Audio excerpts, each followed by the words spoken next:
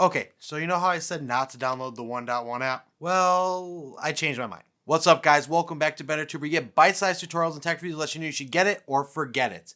If you're new here, hit the subscribe button and click for notifications so you don't miss out on anything. Real quick before we get started today, I want to say thank you to you guys. We have 900 subs as of a couple days ago. You guys are an awesome community. Thank you to you. Thank you for my fellow creators for your support. We're that much closer to that 1K mark. So if you are new here, make sure you get on this community. It's an awesome community. Hit that subscribe button, comment down in the comment section. And if you really want to tell me what you want to see, let me know over on Twitter. I'm on there all the time. And with that, let's get back into the video. Now, I'm not flip-flopping on you or anything. My reasons are still the same as they were. It's just the iOS and Android apps for 1.1 have been updated. So now the situation is different.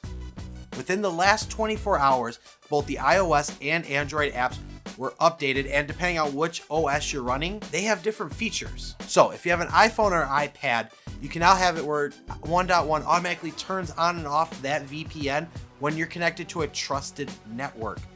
You know, things like your home or work network that might already be set up for a private DNS or a VPN service. What's nice about this is if you set it up, you come home, it shuts off that VPN profile. You don't have to worry about that messing with anything. But then as soon as you leave the house, it clicks back on. You're using over your cellular network and any wild Wi-Fi networks you might connect to, like something at the mall or like a Starbucks. Now, the Android app is built a little bit differently. I recommend still using those private DNS settings built right in Android Pie. But if you're on an older version of Android or you're having issues with this, there are some new features built into the 1.1 app that are going to become handy for you. By default, 1.1 on Android uses a split tunnel VPN profile, which means it just changes those DNS settings and nothing else. The problem with that is some users are running into issues where it's not loading certain things in apps like email attachments and stuff like that. Cloudflare decided to add the option to use a full tunnel, which changes all the settings, and it's supposed to work a little bit better, but at the expense of your battery. It uses more battery than that split tunnel does. Some apps just don't want to play nice regardless of what you do. So they actually added an option now where you can go app by app and exclude them from 1.1 so you stop running into issues. The only drawback to that, however, is if the app is set up to use a specific DNS server, it's going to use that. And otherwise, it's going to be using whatever default DNS the network you're on is set up for. Of course, none of this applies if you pay for your own VPN service, because you're going to have to flip back and forth because you still can't use two VPN profiles at the same time. So with all that, let's do a quick recap.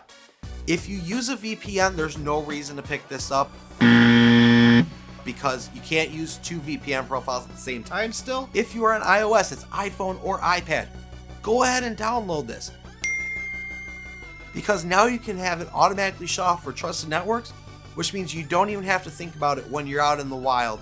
Like I said, on your cell network, which you normally wouldn't be able to get, and for any just random Wi-Fi network you connect to, like a public mall or something. If you're on Android Pie and not having any issues, there's still no reason to download this.